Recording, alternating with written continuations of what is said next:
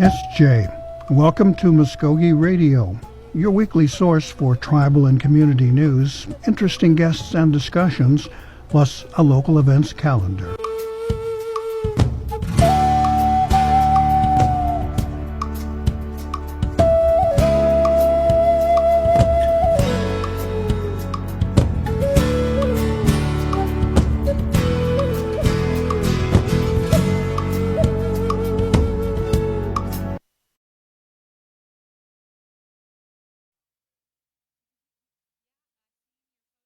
Postal World, and I also saw a video.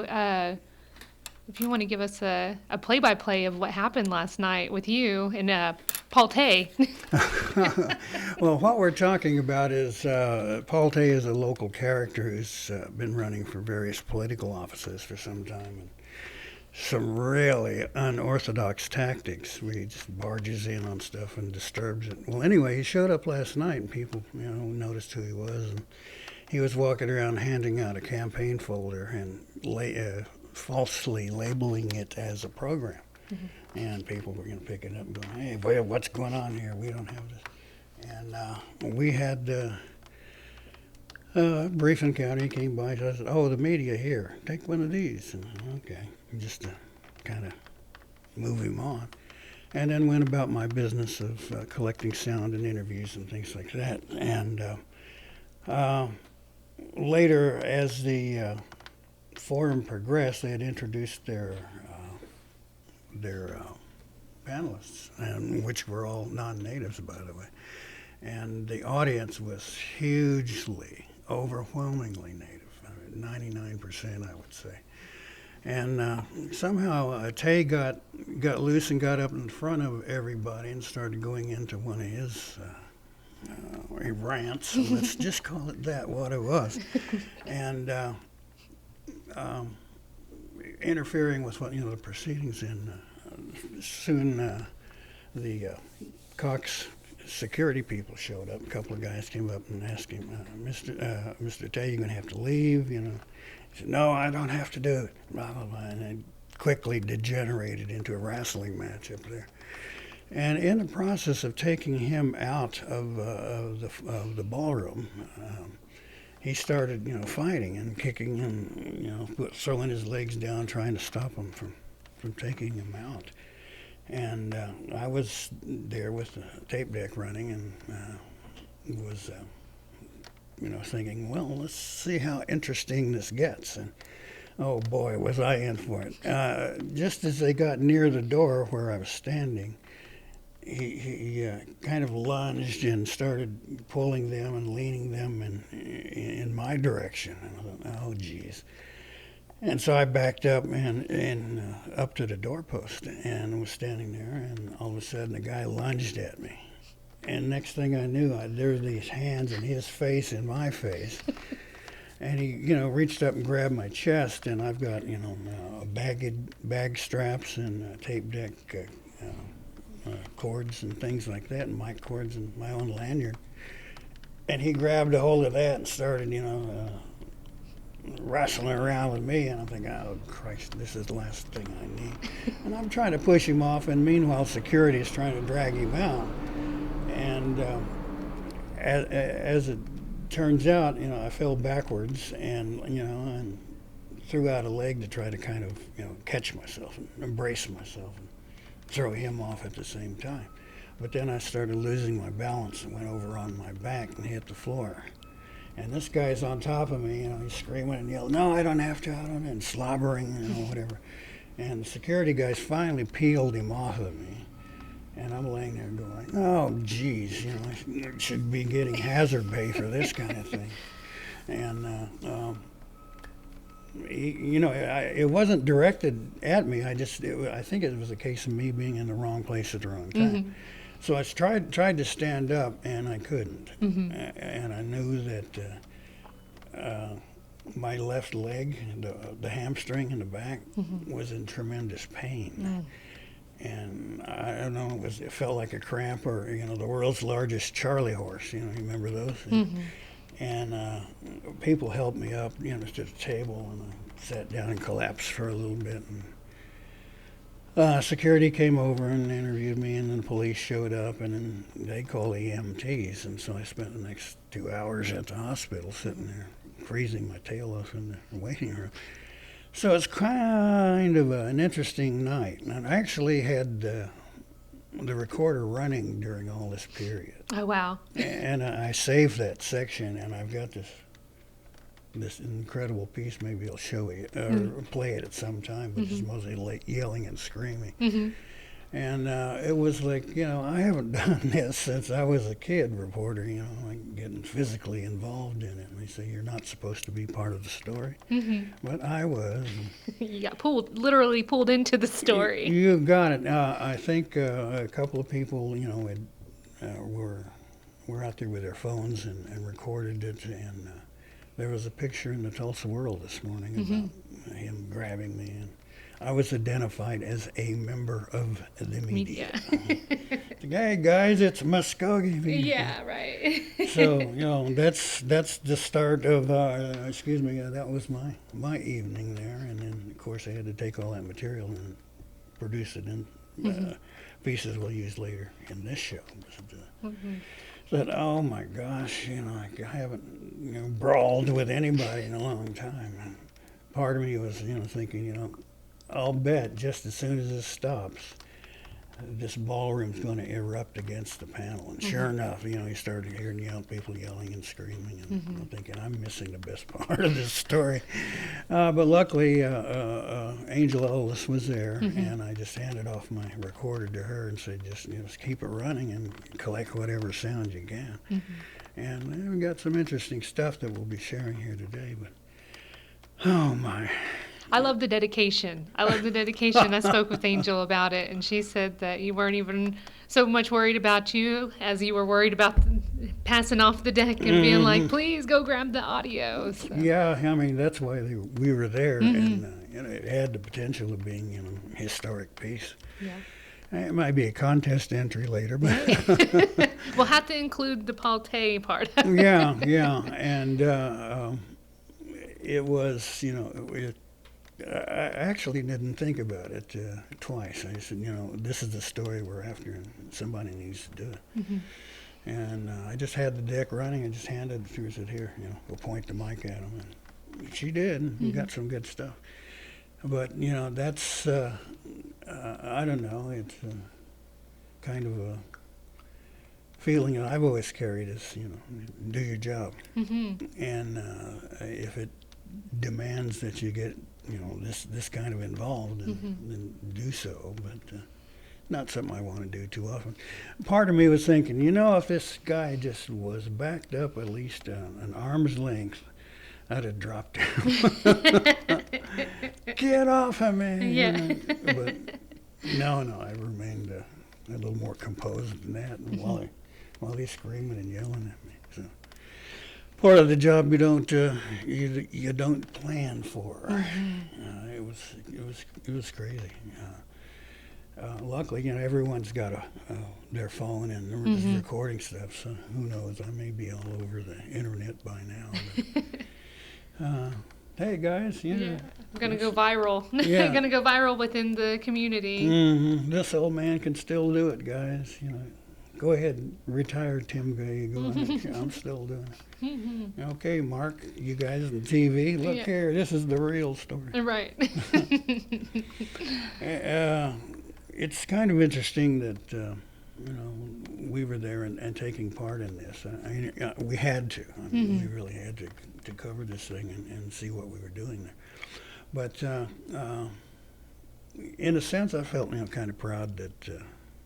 I was there doing this, and ta-da! I get in a fight with somebody, and prove how loyal I am to the cause. Right. So it's been kind of an interesting day here, and the Charlie horse stuck with me all night. When they didn't do anything at the hospital, and they turned me loose, and they said, "Okay, well, you can go now." I thought, great. I got 4 blocks to walk to get to my car, and it's mostly uphill, and I could barely walk. I didn't have a cane or anything, so. Yeah, an interesting time. You meet some interesting people on the streets of Tulsa in the dark there. That's awesome. I think it's awesome. I think we need to get you a Medal of Honor for journalism. Oh gosh, who was it? The Medal of whatever. I don't care. But walking wounded, Right.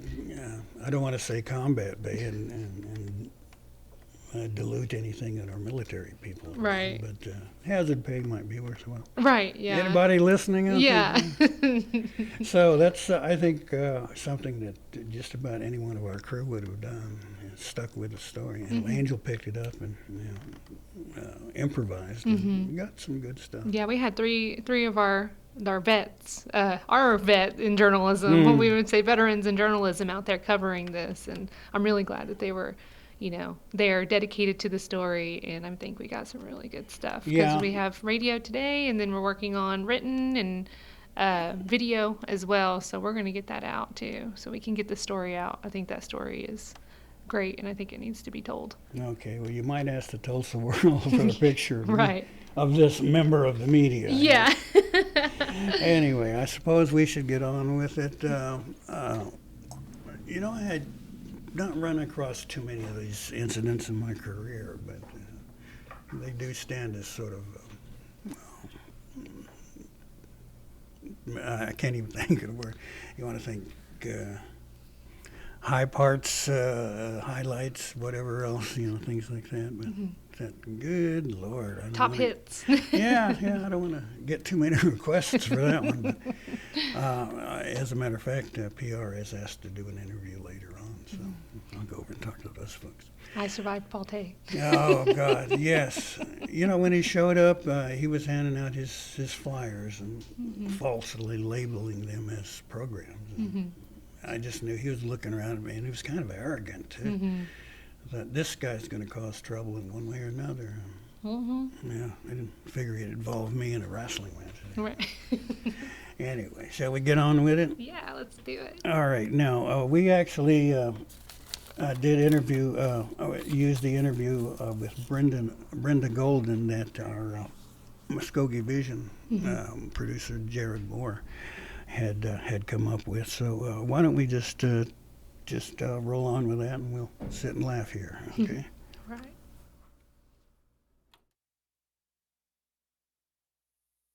Tell me about the event.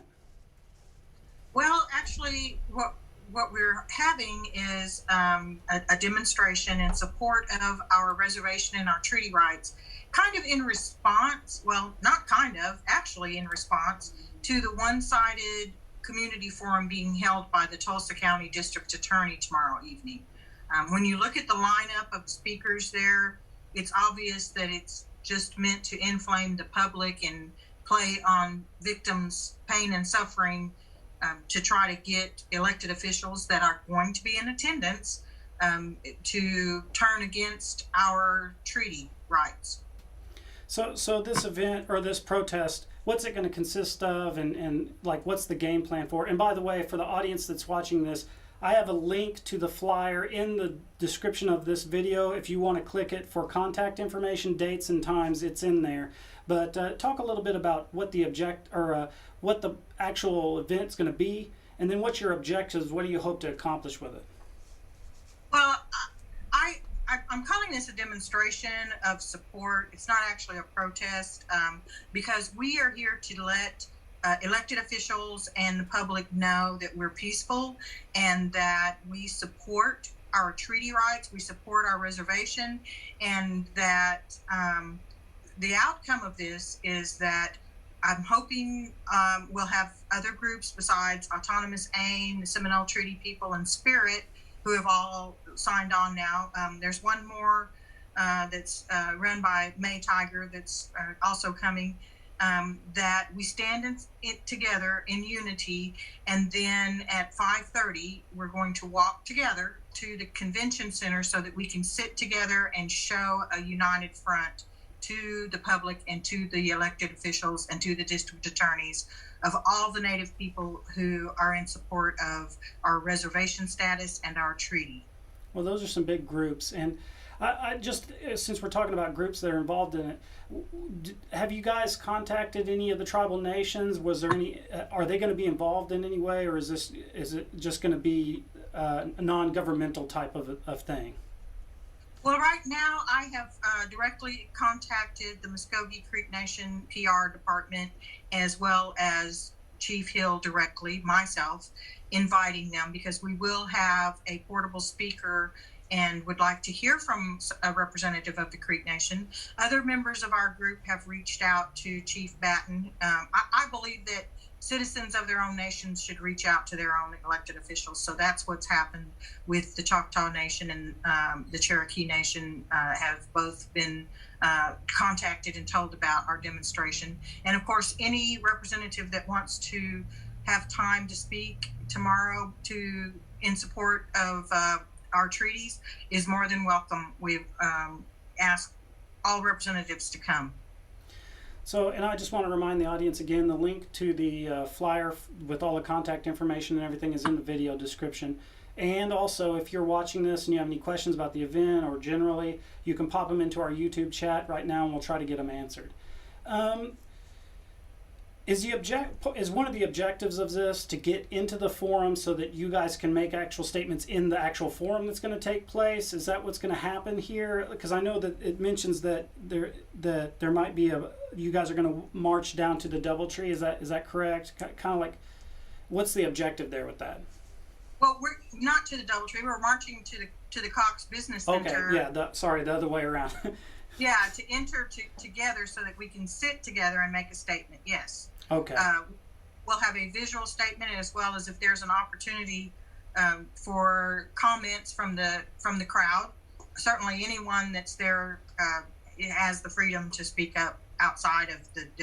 I'm just asking us to present a united front, and that's what this is mainly about. Yeah, and it's focused on a peaceful front, not that there wouldn't be any type of violent protest or anything, obviously. No. On public property, on the sidewalk. And it's just a block away from the Cox Business Center, and so that we can reach as many participants coming and going from that facility as we possibly can. So if you're a citizen or you're a tribal citizen of any of these tribes involved in this, which is basically all of them, All five. yeah, and you can't attend this, what would you recommend that they could do to try to support what you guys are trying to achieve and to combat some of what we're seeing, just like the non-representation of tribal citizens in these types of forums? Like, what could they do? What would you recommend they do? The first and foremost thing that they can do is contact their legislator and their congressional representative, the person in Congress, which we have two senators, Langford and Inhofe, and then we have our House representatives, and I believe Tom Cole and Mark Wayne Mullen are supposed to be in attendance tomorrow evening. Go figure. I'm sorry, I didn't mean that. Yeah, you're fine. But contact them, because what the state is asking the federal government to do is to come in and create legislation by Congress to, again, strip us of our reservation status, because Congress is the only one that can do that. Mm-hmm. And put us back to where we were before the McGirt ruling. So if we want to uphold our treaty and uphold our reservation status as Indian country, then now's the time to speak up, because tomorrow evening they will be in attendance, and they need to hear from everybody, not just one side. Yeah, and something that I think is interesting about this whole process and this situation is that under the McGirt ruling by the Supreme Court, the individuals that would be most affected by this would be Native Americans, because they're the ones that how they are policed is being changed. Like the regular Oklahoman, the non-native Oklahoman citizen, like the local police are still the people that are going to show up for them, and et cetera, right? So it doesn't make a lot of sense, just if you're looking at it, to have a citizen forum on an issue that really doesn't affect them. You know what I mean? Like, how, if you are a non-native citizen and with the jurisdictional setup that we are operating under now post McGirt decision, how does the policing affect you? You see what I mean? If Yeah. anything, you would want tribal citizens into this meeting because they're the ones who's going to be directly affected. Except for there have been some media, wide media reports, and even non-media that, I'm sorry for stumbling, for You're no, if, no, if the victim is a Native American, even if the perpetrator or the person who was convicted is not Native, if the victim mm-hmm. is Native, then that falls under McGirt. Yes. So we have non-Native criminals who have gotten out or had their sentences overturned, and that's made a big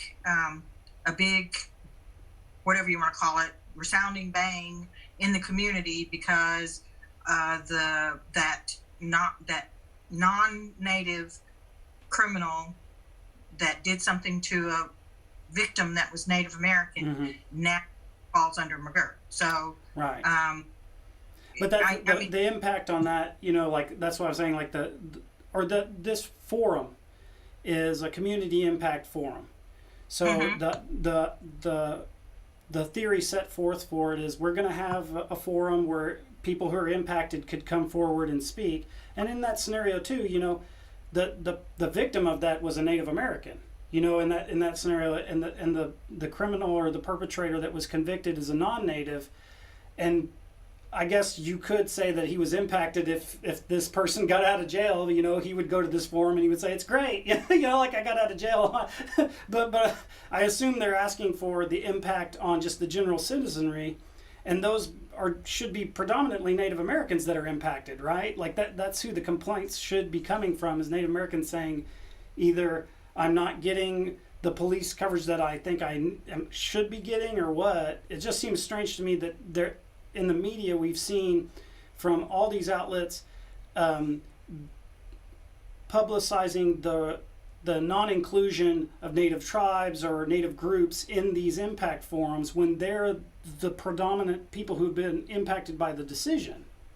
For a non-Native, the jurisdiction change and all that thing kind of doesn't even really apply to them unless they committed a crime against a Native American, Right. And I don't know if that's like we need to hear from them, other than in court. So, but, well, I want to thank you.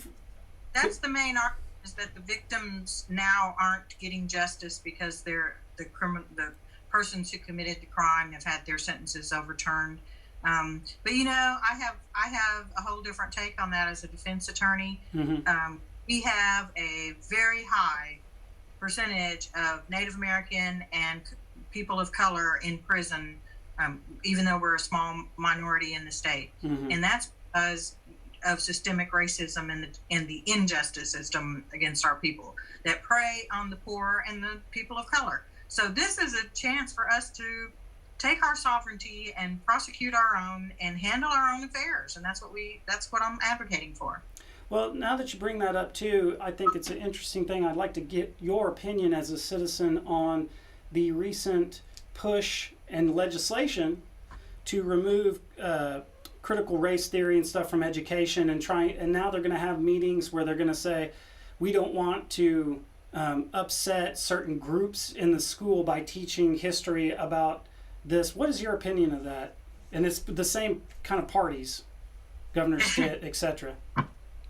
Well, critical race theory is built on that terminology, systemic racism, that's built into our system. But as many of us know, this whole country was built on a racist attitude, built on slavery, built on the genocide of indigenous people. And to try to say that didn't happen, you can get around that by teaching the truth. Just teach exactly what happened. I mean, it's pretty well known. Without calling it systemic racism. And, the fact that I think that these pushes are being made by people who do that America first or make America great again. Mm-hmm. Well, America has never been great for some of us. I mean, hadn't been that great for a lot of us. So I think to be inclusive of everyone would be just teach the truth, teach what really happened, because genocide did happen, slavery did happen, Tulsa race massacre did happen. There's, just teaching the truth, has a lot of weight to it. Do you think in the future, going out, if we see these trends, if we're assuming these are trends, are the tribal governments going to have to get involved in that education process more, do you think? We really need to take up that mantle of educating our own with traditional and cultural methods, because depending on public schools to do that, we're always going to have this fight, not only about the racism or how our children are treated in schools, how history is taught, but also, every year we have all these schools that don't want to let our children wear their regalia or an eagle or express their culture. It's time for us to start educating our own. And I think there's a sovereign school in Oklahoma City. There's Comanche Nation has an academy. It's time for all the tribes to start stepping up and doing their part. Oh, I forgot, Sequoia is now operated by Cherokee Nation. So there's some. We could do that very easily. Well, I think it's an interesting direction for the tribe to go in the future. It might be something that has to be done due to the overall political atmosphere in the state. Yes. Who do you want to give out contact information? I know on the flyer you have your phone number here for people who want to get involved in this particular event, Tuesday, July 13th. And for anybody who doesn't want to click on the flyer, you're to meet at the corner of 502 West 6th in downtown Tulsa at 5 p.m., just east of the Doubletree Hotel. And if you want to, you can bring signs, banners, flags, wear your traditional dress. Is there any other way that is there like a Facebook group for this or anything else that maybe I didn't mention? Well, I have this under the Spirit, SPIRIT page that I founded that group in 2007, and we routinely have demonstrations and things when we see injustice. You can also reach me by phone, 918-879-5013. I think that the place that we're going to meet actually faces the Cox Business Center, just east of the Doubletree, like a block down. So that corner is very close to the Cox Business Center, and we should be visible to everyone coming and going. And for this event, one of the things I didn't see, but I was going to ask you about is, are there any prohibitions for what you don't want people to bring? Well, of course, we don't want any weapons. We'd ask that people who have their license to carry not do that tomorrow, just for safety's sake, because we all know the statistics of people getting shot accidentally by police or other people when they have a weapon. So any type of weapon, I would ask that because we are trying to make this peaceful, also not inflammatory. We're trying not to do anything that is going to negatively present something to the public. We want positive images. I would like to see, as many different tribal nations as possible represented in a positive manner. Let's go, let's be peaceful. Let's show that we're united in our quest to have our treaty upheld. That's the bottom line. Well, I think that's a great place to wrap. Is there anything else that we need to add before we get out of here? Well, I'm going to have water. People don't forget to hydrate. There's plenty of shade on that street and public parking. Of course, it's going to be 5 o'clock traffic, so come early if you'd like. I'm going early. We're going to start walking at 5:30 for anybody that doesn't make it by 5, and hope to sit together in the center. So hope to see you there. Thank you for your interview today. I really appreciate it. Sure. Thank you so much. It's a pleasure to have you on the program again, Ms. Golden. And for everybody watching this, again, the flyer is in the description. You can download it there. And we're going to go and do our own coverage of the event and see how everything turns out and what happens. And we'll have that for you guys probably Wednesday morning. And again, contact information for Ms. Golden is on the flyer and in this video. So thanks for tuning in today, and we appreciate you guys showing up, and we'll see you again next time. Bravo. We're going to take a short pause here and be back with our second segment looking at this meeting last night and then more discussion with our managing editor, Liz Gray. So stay with us here on Muskogee Radio.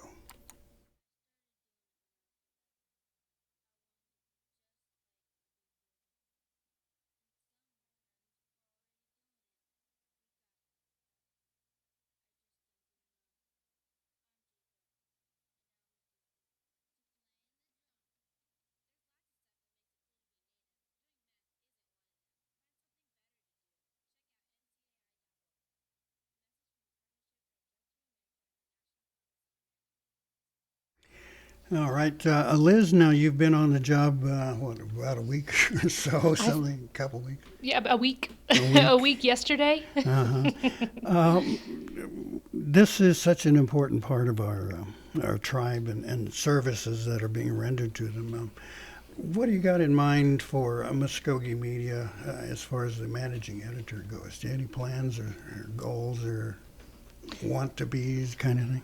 My goal, my ultimate goal, is to provide the best quality news for our citizens regarding the nation and any national news that might be affecting them. Indian country news is kind of our news too. It can affect us.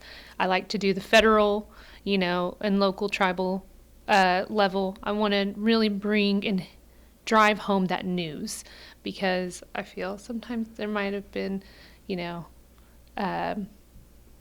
a pause in that kind of thing. Mm-hmm. And so I just want to, listen to the community, listen to our citizens on what kind of stories they want covered. And so that's kind of my goal, is to provide that. We are a service in a way. We are a service of information for our citizens. And I really want to achieve that goal of providing that. Well, we have a new tool, of course, Freedom of Information Act, which is on the books now, and that topic is scheduled for a vote of the people for constitutional amendment too. So hopefully things will continue in that fashion, and we'll have a much easier job as far as the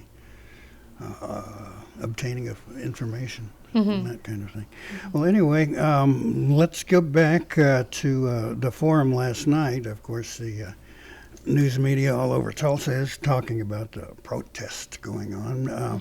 We talked to a few people about, why they were there, what they expected, and that kind of thing. So we'll start sharing that and wrap up the show that way. So please stay with us and.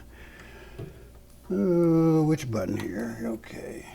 This is from the Cox Center. We are rolling. First of all, let's put an ID on the segment, your name and connection to this event. My name is Brenda Golden, and I'm a Muskogee Creek citizen that organized this demonstration in support of the McGirt ruling. Okay, in support of the McGirt ruling has been a big subject for over a year now.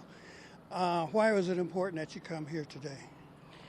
The community forum that the Tulsa District Attorney has put together is completely one-sided. There's only a panel of district attorneys.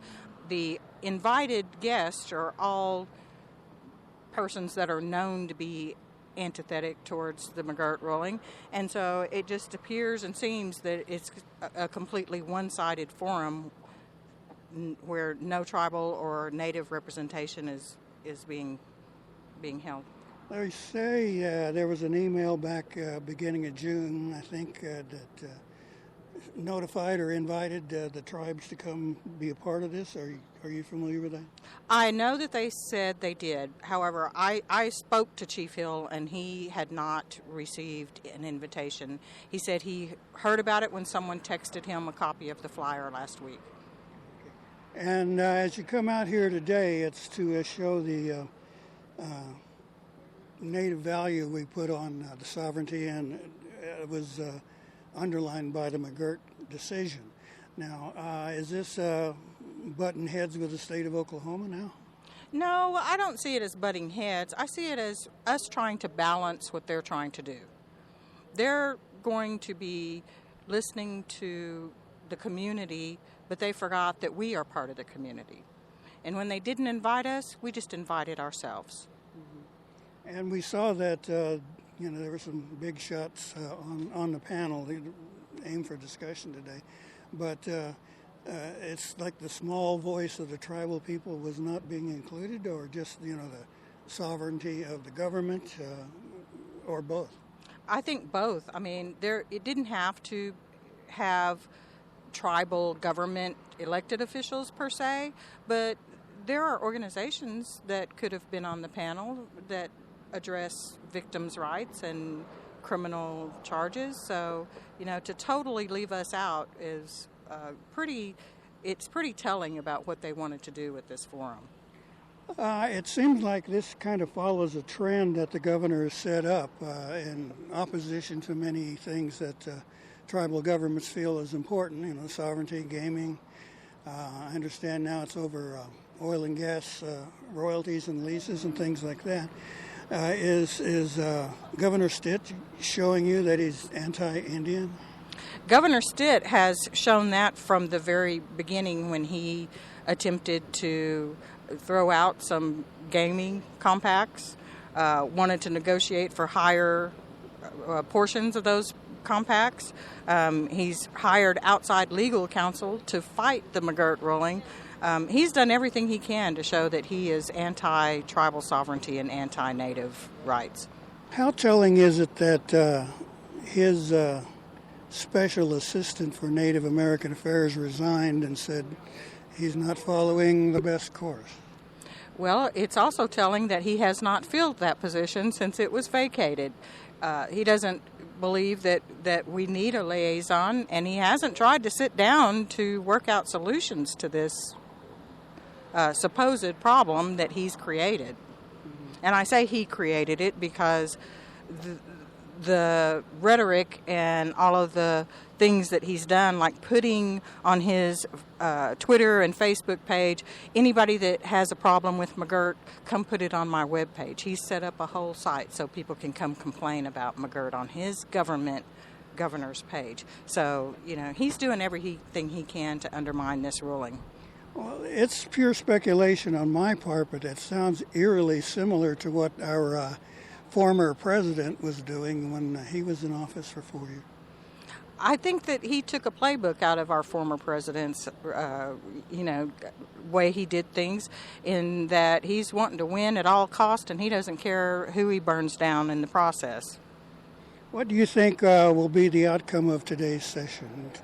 Well, I'm hoping that there will be enough of us in the audience that we can also voice our support for honoring the treaties. And that's what this is really all about, is that the Supreme Court upheld our treaty, and that's not something that we take lightly. The treaties are supreme law of the land, and that's a big deal to us. Right, and it was just upheld by the Supreme Court. Mm-hmm. And now we're looking at a situation where he's essentially calling for the dissolution of reservations, of the elimination of sovereignty. That's taking it to a drastic point, but would you see that? Would you agree with that?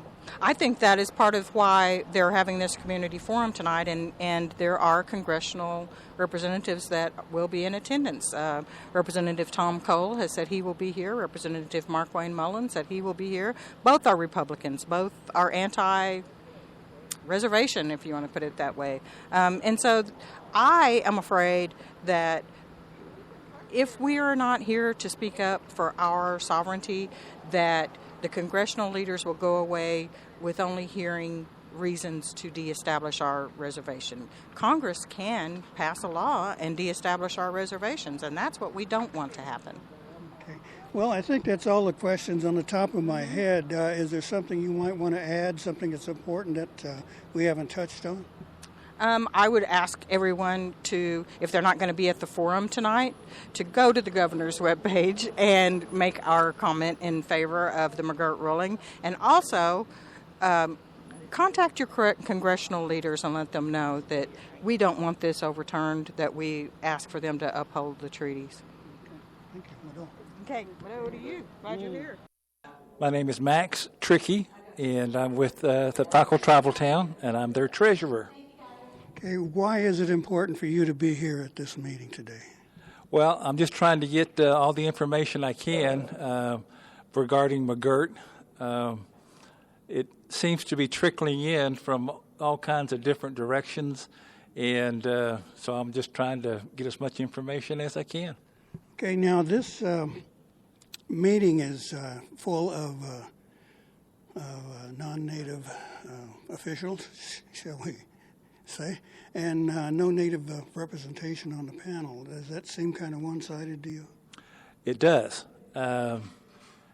It was announced by the state, as far as I know. I mean, I only learned about it from news media. So, but the information seems to be coming from the state. And while I did read that they did invite tribal representatives, it doesn't seem to have been a very formal invitation. This would seem to be perhaps a tactic, shall we say, by the governor, who has not been real friendly to major native issues lately. Do you see this as a problem or a growing problem or something we're going to have to confront? Well, the problem I see is just a lack of communication from the state to the tribes. Communication has not been open as far as I can tell. Now, there have been a number of actions by the governor and his crew. First of all, challenging the Supreme Court decision is the big one, but there was also an issue surrounding gaming revenues. Other things like now I understand there are questions to the Interior Department regarding oil and gas revenues and resources. He even had his Native American liaison person resign. Is this a trend that you would or would not interpret as hostile? Hostile is a pretty extreme term. However, again, I go back to the lack of communication, open communication between, I'll say, the governor's office and the tribes, especially the 5 civilized tribes, because of McGirt. And without communication, no one really knows what's going on. And like I said, I think hostile may be too extreme, but it is certainly disturbing. The governor now has, let's say, a chance to perhaps soften his stance to listen to tribes and talk, and perhaps find a way that the strengths and other abilities of tribal governments could work to their advantage. What would you like to see happen then after this? Well, I would hope that both parties, because it does take two, to have open and effective communication. I just hope that process can start and be very open to everyone concerned. If it goes south, do you think you and the other tribal governments would be prepared to fight in court? Well, I think it's going to be like taxation issues. I think that that and several other issues will almost have to go through the court process, because the state is interpreting McGirt in a very narrow fashion, saying that it's only affected criminal cases. But if you say that the treaty or that the reservations were never disestablished, how can you not carry that force to the other issues as well without having to go through an expensive litigation process? That was a pretty broad statement when the court came down. That's pretty much all the questions I wanted to ask you, sir. Is there something you might want to add, or perhaps important that we haven't touched on? No, but I would encourage every tribal citizen, regardless of tribe, to stay in touch with your tribal leader. Please, let's put an ID on the segment first. Okay, so Steve Kunzweiler, Kunzweiler, Tulsa County DA. Okay, you've got a community forum here focusing on McGirt. Now, you were around when the decision first came down and had some thoughts then, but why this community forum today? So obviously we've been dealing with a lot of victim issues when you think about what happened in McGirt. Historically, the state of Oklahoma, state court prosecutors like myself handled cases whether the victim was Native American or whether the suspect was Native American. And after McGirt, essentially anybody who was a state court prosecutor were not in that arena anymore. So the struggle obviously is victims who are impacted not only in current crimes but in past crimes are coming and asking, what do I do? Where do I go? What should we do? So at the outset, kind of like you said, at the beginning of when McGirt came out, people got to remember we're in the middle of a pandemic, and so that's one of the things I say is I would imagine if we didn't have a pandemic, a lot of victims' questions may have been answered. But as we're coming out of the pandemic, now we're having a lot of folks ask questions like, who's going to handle the case? What should I do? What's going to happen next? So out of the box, a lot of it just required coordination with law enforcement partners. So you have police officers that are not accustomed to asking race questions like, are you an Indian or not? Because that was important to decide whether that case would get routed to a tribal court or federal court. So fortunately, our tribal partners worked quickly on trying to help get the Tulsa Police Department Sheriff's Office cross-deputized. That would allow them to continue with their investigations. So that was the early crisis, I guess is what I would say, and that was primarily driven through law enforcement. But then after that, as cases are in court, we may be getting ready for a jury trial and had, been on a docket for a couple of years, and now with the McGirt decision, it became apparent that state court prosecutors wouldn't be able to handle that. And just think about the pathway those victims had been down, where they had established relationships with prosecutors, and now they're being told we have to dismiss and it's going to have to go over to federal court or maybe go into tribal court.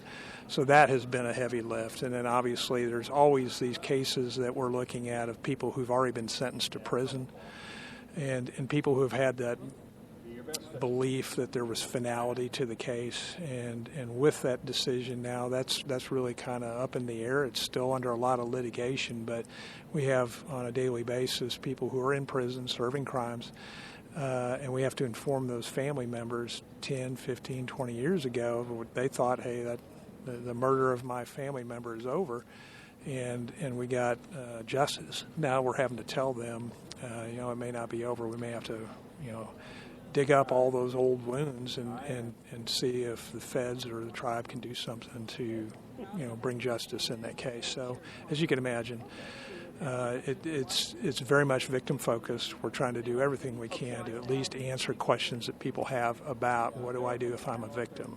At the end of the day, we're all Oklahomans, and I'm just trying to help out anybody who's an Oklahoman to figure out where they're going to go and what we're going to do. Would that be a case where we're looking at justice delayed? Well, I mean, it just depends on how that works. I mean, think about this. I have a case in which I had an individual that killed 3 family members, a mother, her 10-year-old daughter, and the mother's boyfriend. It happened in 2005. We litigated that case. I think by 2007 it was all done. And so they got to move on as best you can from a triple homicide. And now we're looking at the possibility that, we may have to transfer all that information over and recollect evidence. And so sometimes witnesses die. Evidence isn't the same as what it was. And so now it's a really hard process, I think, for federal prosecutors and tribal prosecutors. I don't know. It's maybe how you look at it, right? So if you were a tribal victim and the person who committed the crime on the tribal victim, let's say, was Hispanic, right? Would you think that was justice delayed? You would have hoped it was over with, and now you're going to have to resurrect that case again, and that's a great struggle for a lot of folks. I'm trying to focus this thing with what questions victims have. One of the focus tonight is that I've heard criticism from some of the native folks out there that this panel is all one-sided. It's all lopsided in favor of the government and its supporters, and there's no significant native participation there. Right. So obviously we have representatives from several of the tribes. The Native Alliance Against Violence is here. That this is all victim-driven, right? And we have domestic violence issues. We got sexual assault cases. We've got major violent crimes and people whose homes have been burglarized, cars being taken. They need answers, and we're trying to just give them the information, point them in the direction to best get them on their way. Right now, my frustration isn't with law enforcement, it's not with prosecutors, it's not with the courts. At the end of the day, I think this is a political issue that's going to require some political solutions, and the people who are the political leadership are state leadership, right? The governor's office, state representatives, state senators, congressional delegation, and tribal chiefs and council members. It's like a three-legged stool, at least as I see it, and all three of those legs have to be working together to figure out how can we help our state. We're all Oklahomans in this, and I want to make sure that, while I may not have, like some people would say, you don't have a dog in the hunt, why do you care? Well, these are my neighbors. These are friends of mine, and they're bringing the same kind of questions to me, and just because I can't prosecute the case doesn't mean I don't care. And if it takes me to try and nudge people along to say, let's get this out there and let's start talking about it, because, Congressman Cole has sponsored some federal legislation to try and address some of these issues about compacting. To me, these are the type of things that really got to be openly discussed to hammer it out so that Oklahoma can be what we all want it to be. We want to be a thriving state. I don't want to be looked at as a state that's kind of in a state of instability. And I think our surrounding states may take advantage of that. They may point out, why would you want to do this? Oklahoma doesn't know what they're doing on the criminal law. So there's a real urgency, at least in my mind, to get the political leadership moving on this thing, because I can only do as much as I can do. You used the word instability there, and I've heard some folks raise questions like, is this becoming an adversarial situation, state versus tribes, even more? No. What I meant by instability is, just think about it. Anytime a business is thinking about locating to any particular location, there's only two questions they usually ask: what's your education system like? What's your crime rate like? Right? And so when we can't answer as a state how we're addressing criminal issues, other states are going to take advantage of that. And so we have an obligation to all of us to resolve that. I mean, we can't answer that question today. We'll be at this forum, but I'm looking to Oklahoman citizens to help this process. They need to help influence their leaders to say, let's get working on this thing. It's been a year. Let's get working on this thing. Finally, looking at this kind of a dirt road kind of thing, we're going to have the state and tribal governments locking horns even more. Well, it's hard for me to look at it from that perspective, because I'm dealing with tribal prosecutors. Last week, I was at the District Attorney's Council teaching tribal prosecutors. We invited them to what we call a prosecutor boot camp, and so it was typically it was designed for anybody that was a state court prosecutor, but because we have so many other folks who are getting involved in doing these cases, we contacted all the tribes that are impacted and say, come on down here. It's been a while since you've done a jury trial. Let's help you with, what it's like to do a direct examination. Let's help you with picking a jury, those kind of things. So it's hard for me to look at it from a prosecutor's perspective, because that's what I do. I look at things from a prosecution perspective. The political leadership, that's a whole other game, and those folks that I identified earlier, they need to help the state navigate this. I just look at it from a crime and victims perspective. Hello, my name is Cherie Haney. We're going to have to leave that story at that point. We're almost out of time. We will be continuing our coverage and analysis of the situation regarding activities of the governor's administration regarding tribal sovereignty, the McGirt Act, and other related topics. We hope that you will find this useful, although it is a bit disturbing sometimes. A couple of community announcements we probably should be sharing here. The Council House has been conducting some lawn activities in the past month or so. And for this month, there are a couple of different things that are still be going on if you're interested. So on the 23rd of July, there'll be demonstrations of pottery making with Mary Smith.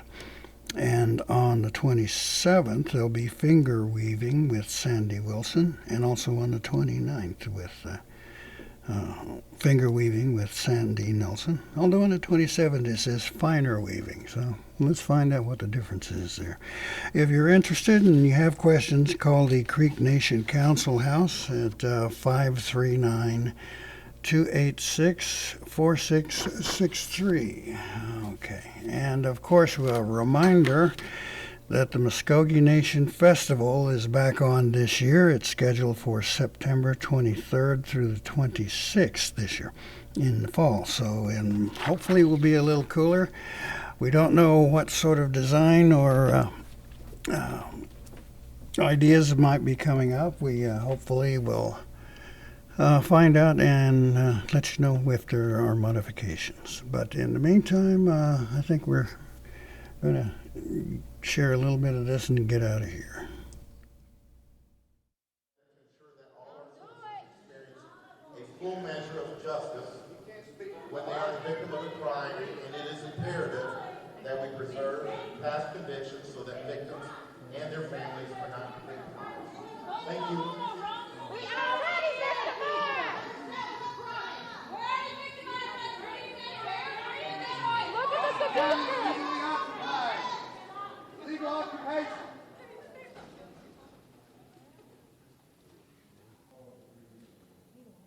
I'm a 22-year prosecutor. When the McGirt decision came down, for those of you, anybody here from Cherokee County? The District 27 District Attorney's Office immediately partnered with the Cherokee Nation. We helped train their prosecutors. We helped set up their system.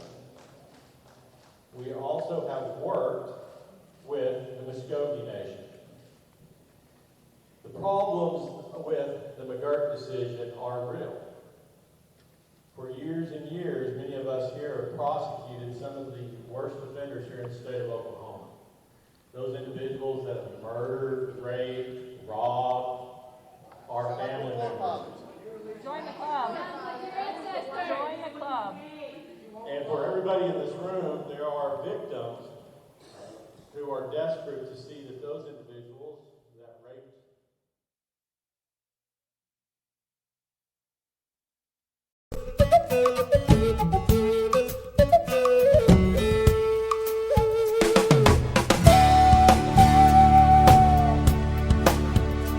You've been listening to Muskogee Radio. Join us again next week for more local, tribal, and community news and updates. Mado.